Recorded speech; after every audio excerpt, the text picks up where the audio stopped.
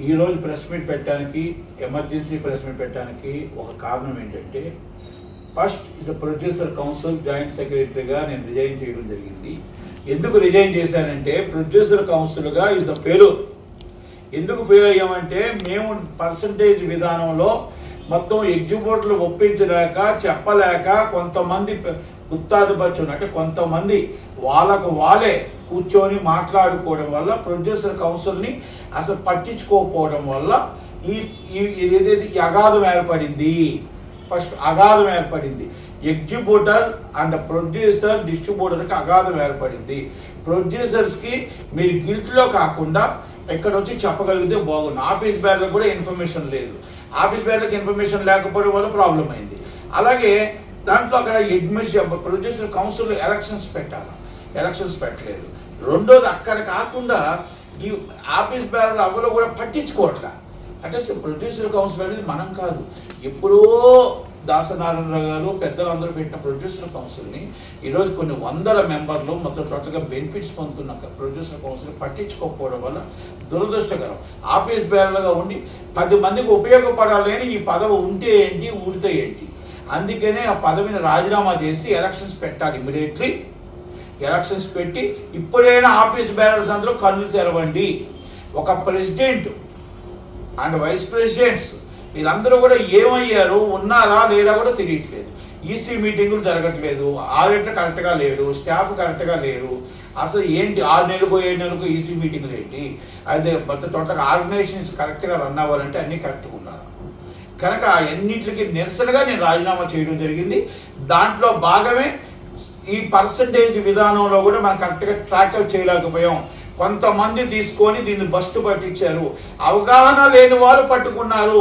అవగాహన రైతులతో ఎగ్జిక్యూటివ్తో టాక్ చేయడంలో తప్పు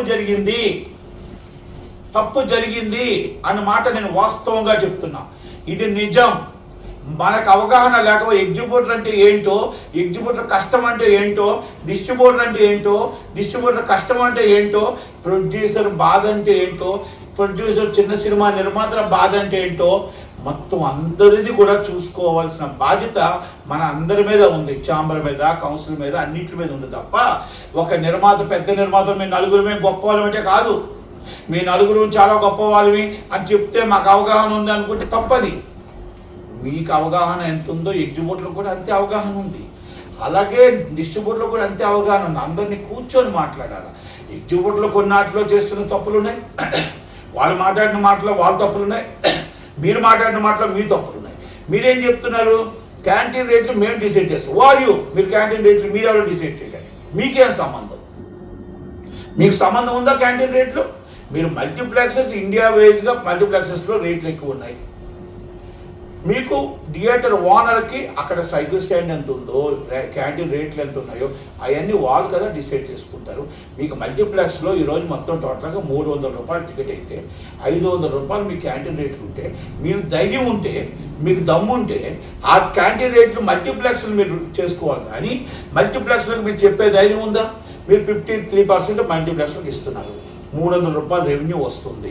ఆ రెవెన్యూ తగ్గట్టు మెయింటెనెన్స్ ఉంటుంది. నేను దాంట్లో అబ్జెక్షన్ చేయట్లేదు. మీరు ఆ క్యాంటీన్ రేట్లు తగ్గించాలి అంటే మీరు మల్టీప్లెక్స్లతో మాట్లాడాలి. థియేటర్ రెంట్ల పని పర్సంటేజ్ అడుగుతున్నారు కదా, సింగిల్ స్క్రీన్లు అడగాల్సింది వేరు. మీరు సింగిల్ స్క్రీన్లో మీరు మెయింటైన్ చేస్తారా? మీరు కరెక్ట్గా మెయింటైన్ చేసుకుంటారా? మీరు కరెక్ట్గా మల్టీప్లెక్స్ అమ్మినట్టు 300 రూపాయల టికెట్ అమ్ముతారా? మీరు పాప్కార్న్ రేట్లు ఇవన్నీ మీరు జాగ్రత్తగా చూసుకుంటారా అని మీరు వాళ్ళని అడగాలి. మీకు రెవెన్యూ మీరు ఎంత ఇస్తారు? 3 రోజుల తర్వాత మాకు ఆల్రెడీ మీ దగ్గర డెఫిసిట్ వస్తుంది కనుక ఇవన్నీ పర్సంటేజ్ విధానం మీరు అడుగుతున్నారు. వాళ్ళకున్న ఫెసిలిటీస్ మీకు ఉన్నాయా అని మీరు అడగాలి. వాళ్ళని మీరు అడగట్లేదు.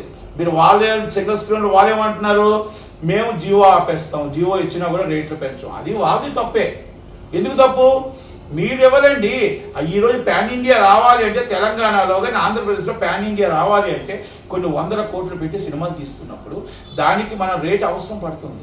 రేట్ అవసరం పడుతున్నప్పుడు మీరు రేటు పెంచుతున్నప్పుడు మీరు అడగండి, తప్పలేదు. ఎగ్జిక్యూటివ్ అడిగి అయ్యా మీరు రేటు పెంచుతున్నారు, ఆ రేటుకి మాకు 30% అయిపోయివ్వండి, 20% అయిపోయివ్వండి, లేకపోతే నాకు ఇంత అయిపోయివ్వండి, మాకు రెంట్ పెంచండి. మేము లక్షల ఒక థియేటర్ ఒక షోకి 10 లక్షలు ఇచ్చినా మాకు అదే రెంట్ ఇస్తున్నారు, 1,00,000 రూపాయలు ఇచ్చినా అదే రెంట్ ఇస్తున్నారు. అడగండి.